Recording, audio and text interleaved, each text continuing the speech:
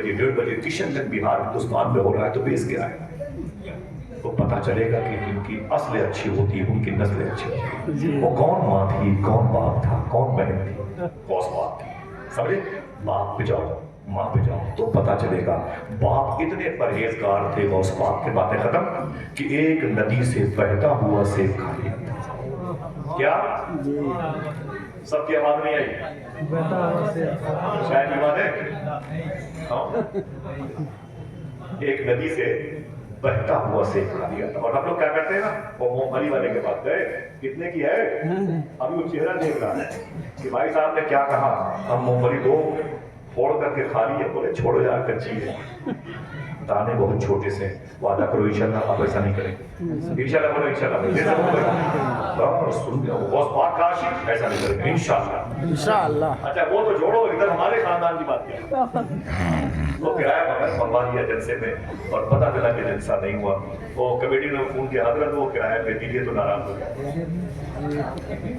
یار جب دھرئی بگڑا ہوا ہے، جب قائدین بگڑ گئے ہیں، جب ذمہ دار لوگ بگڑ گئے ہیں تو پھر مقتدی کہاں جائیں.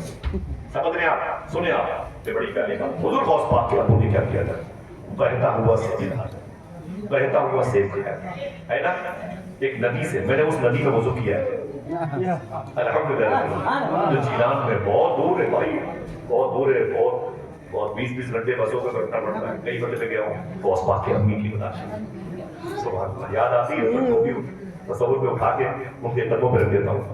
سبحان اللہ. چلیں گے نا انشاءاللہ. وہیں پر غوث پاک کے ابو کی بداشت میں شیخ موسیٰ دہلوی کو. تو غوث پاک کے ابو نے کیا کیا؟ شادی نہیں ہوئی تھی نا، وہ بہتا ہوا سیب کھا لیا. کیا؟ ارے کھانے پینے کی بات ہے، یہی سوچ کے سبحان اللہ بولو بھائی. جزاک اللہ. کیا کھا لیا تھا؟ بہت بہت شکریہ. تو معافی چاہتا ہوں، بزرگوں کو زحمت ہو رہی ہے بھائی. باتیں تو ختم مجھے کرنی چاہیے لیکن یہ غلطی آپ لوگوں کی، ایک شخص کی غلطی ہے. اتنا اچھا کہے سنتے ہو کہ آپ کی تقریر ختم لگے. ذرا دل سے بولو لبیک یا غوث اعظم، لبیک یا غوث اعظم. ابو نے بہتا ہوا سیب کھایا. کیا کہا تھا؟ ہم لوگ جامن کھا لیے، نمک پالا کھا لیے، دکانوں سے سیو کھا لیے. سمجھ رہے؟ ٹیسٹنگ میں لے لیتے ہیں. وہ سموسہ اٹھا کے کھا لیے، پورا سموسہ کھائے لوگ. کوئی کیا بات ہے؟ بولے اچھا نہیں ہے، ٹھنڈا ہے، باسی ہے، نکل گئے. وعدہ کرو انشاءاللہ ایسا نہیں کریں. دل سے بولو، دل سے چاہے نہ کرو لیکن اس پر عمل کرو انشاءاللہ. ہر قدم پہ تمہارے جلسے کی برکتیں ظاہر ہوتی ہیں. ہاں سمجھ رہے ہیں آپ؟ غوث پاک کے ابو نے کھا لیا. جب کھا لیا تو ڈر بیٹھا ہوا، او بغیر پوچھے کھا لیا، بغیر پوچھے کھا لیا. حالانکہ وہ بہتا ہوا جا رہا. سمجھے بھائی؟ اور چلے گئے تو جس باغ کا وہ سیب تھا وہ باغ تھی شیخ عبداللہ صومعی کی. کس کی؟ شیخ عبداللہ کی. کس کی؟ بولو بھائی. ان کے پاس گئے، بولے بابا مجھ سے غلطی ہو گئی، یہ آپ کی بات ہے؟ بولے ہاں. بولے کیا غلطی ہو گئی؟ بولے آپ کی بات کا ایک بہتا ہوا سیب کھا لیا تھا تو میں معافی مانگ رہا ہوں، مجھے معاف کر دیں. وہ بھی بڑے پہنچے ہوئے بزرگ تھے. بولے یار اتنا ڈر اللہ کا اس کے دل میں. ہاں یہاں 2 مہینے کھیت نہ جاؤ تو لوگ گاڑ کاٹ کر کے ادھر ادھر کر دیتے ہیں. صحیح ہے؟ ہاں دروازے کے باہر تالا بند ہے، پیچھے سے دیوار ٹوٹی ہوئی ہے، سامان باہر نکل جاتا ہے. مسلمانوں کیا کرتے ہیں؟ مسجد کے استنجا خانے کے لوگ زنجیر بندے ہوئے، ان کو بھی خوف ہے کہیں بچے ہمیں بیچ کے بن پٹی میں کھڑا دیں. کبھی سنا قرآن غائب ہوا، کبھی سنا آپ نے منظورہ غائب ہوا، کبھی سنا رحل غائب ہوئی، معافی چاہتا ہے. کبھی نہیں سنا ہوگا. جب غائب ہوا تو مسجد سے باہر میں غائب ہوا. ہماری یہ مسلمانوں کی تہذیب ہے. یہ کیا دین پہ ہے؟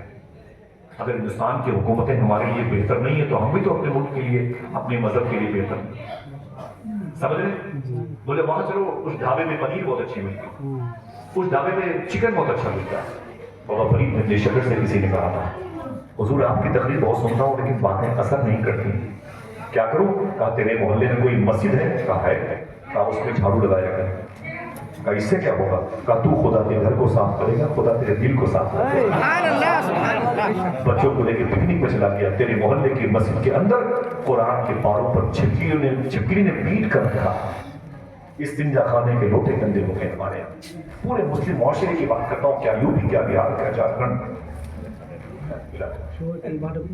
مظفر بھائی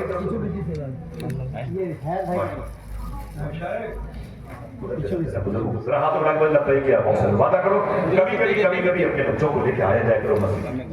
اپنے بچوں کو لے کے ماں بہنوں بھیجا کرو اپنے بچوں کو مسجد میں، کبھی کبھی بھیجا کرو، دن میں ایک جھاڑو لے لو، بھیجو، جا کے جاؤ مسجد میں جھاڑو لگاؤ۔ دیکھو مسجد میں جو قرآن شریف ہے، جو جزدان ہے نا، وہ 40 سال سے پڑے ہوئے ہیں۔ ہمارے ٹی وی کے پردے بدل گئے، ہمارے دیواروں کی کھڑکیوں کے پردے بدل گئے، ہمارے فریج کے پردے بدل گئے، لیکن مسجد میں جزدان 40 سال پہلے کا پھٹا ہوا دیمک نے کاٹ دیا۔ میری بہنوں اپنے بچوں کو بھیجو، اپنے شوہر کو، اپنے بھائیوں کو، جا کے مسجد میں دیکھیں جتنے بھی قرآن ہیں جزدان پرانے ہیں اسے منگوا لو، اور تم اپنے شوہروں کو مارکیٹ بھیجو، اچھے کپڑے بناؤ، ان کی مسجد کے قرآن کے پاروں کے لیے جزدان بناؤ، لباس بناؤ، انہیں عطر میں بساؤ اور انہیں سجا کر کے مسجد کے اندر رکھو، جزدان کو دریا میں ڈالو، سمجھ رہے؟ اور اپنے شوہروں کو عطر دے کے بھیجو، جا کر کے مسجد میں نمازی جہاں سجدہ کرتے ہیں وہاں پر لگا دینا، اور اس سے کیا ہوگا، نمازی اگر سجدے میں جائے